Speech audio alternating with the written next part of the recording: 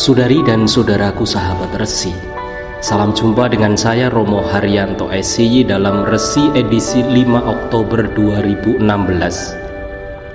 Kita akan membaca, mendengarkan dan merenungkan Injil Yesus Kristus menurut Santo Lukas bab 11 ayat 1 sampai dengan ayat 4.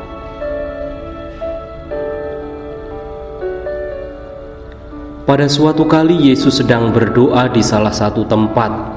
Ketika ia berhenti berdoa, berkatalah seorang dari murid-muridnya kepadanya, "Tuhan, ajarlah kami berdoa, sama seperti yang diajarkan Yohanes kepada murid-muridnya."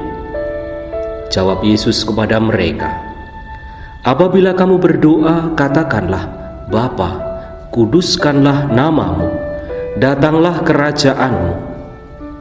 Berikanlah kami setiap hari makanan kami yang secukupnya, dan ampunilah kami akan dosa kami, sebab kami pun mengampuni setiap orang yang bersalah kepada kami. Dan janganlah membawa kami ke dalam pencobaan." Demikianlah Injil Tuhan. Terpujilah Kristus.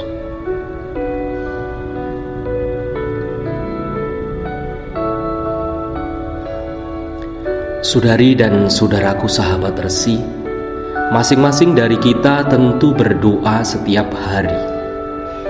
Berdoa merupakan salah satu bentuk komunikasi manusia dengan Tuhan. Tampaknya berdoa seperti sebuah tindakan yang sederhana, namun jika kita cermati, memiliki dampak yang begitu luar biasa. Tetapi sayangnya masih ada saja orang yang mengabaikan hal ini. Yesus juga memiliki kebiasaan untuk berdoa. Bahkan ia menjadi seorang pendoa. Bagi Yesus, berdoa ialah menaruh diri di hadapan Allah yang dipercayanya sebagai Bapa. Ia membiarkan kekuatan ilahi menghidupinya. Bagi para murid yang mengikuti perjalanan Yesus ke Yerusalem, mereka juga menyadari hal itu. Dan lambat laun mereka juga mulai jelas dari mana kekuatan dan keteguhan pribadi yang mereka ikuti itu. Maka mereka datang kepadanya minta diajar berdoa, minta diberi rumusan doa yang dapat mereka pegang untuk bekal hidup mereka.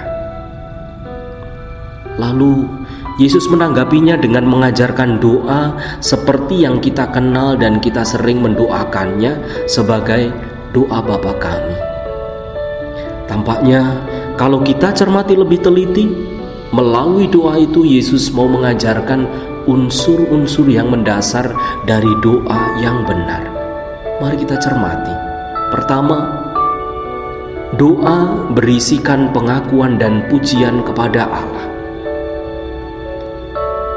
Hal yang sering diabaikan oleh sebagian dari kita adalah memberikan pujian kepada Allah melalui doa.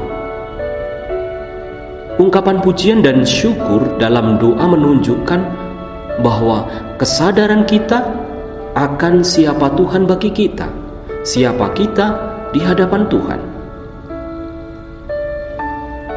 Ungkapan "dikuduskanlah namamu" mau menggarisbawahi bahwa Tuhan tetap menjadi yang terdepan dalam seluruh perjalanan dan perjuangan hidup kita. Lalu yang kedua, doa juga berisikan permohonan. Tuhan mengajar kita agar meminta kepadanya sesuai dengan kebutuhan. Ia menjamin bahwa ketika kita meminta, maka Ia akan memberikan sesuai dengan kehendaknya. Lalu yang ketiga, doa juga berisikan ungkapan pertobatan. Dalam doa kita mengakui kesalahan-kesalahan kita, pelanggaran dan dosa kita langsung kepada Allah. Di sini dibutuhkan suatu keterbukaan hati dan kejujuran agar rahmat kerahiman dan belas kasih Allah tercurah dalam diri kita. Para saudari dan saudaraku sahabat Resi, itulah setidaknya 3 unsur mendasar dari doa yang benar. Dengan doa Bapa kami yang ditekankan oleh Yesus kepada para rasul, dan tentu juga kepada kita sekalian yang mendoakan setiap hari.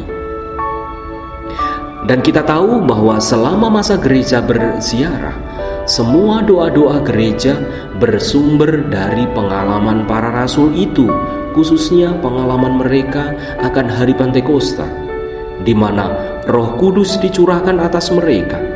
Mereka bertekun dalam pengajaran rasul-rasul dan dalam persekutuan, dan mereka selalu berkumpul untuk memecahkan roti dan berdoa.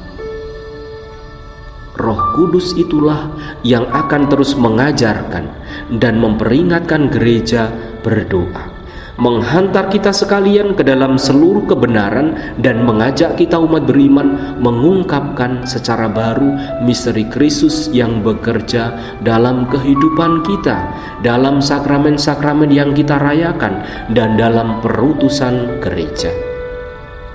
Maka dari itu, mari kita mohon karunia Roh Kudus agar mengajar kita senantiasa dan mendampingi hidup kita untuk dimampukan menjadi seorang pendoa yang benar. Tuhan senantiasa memberkati niat-niat baik kita.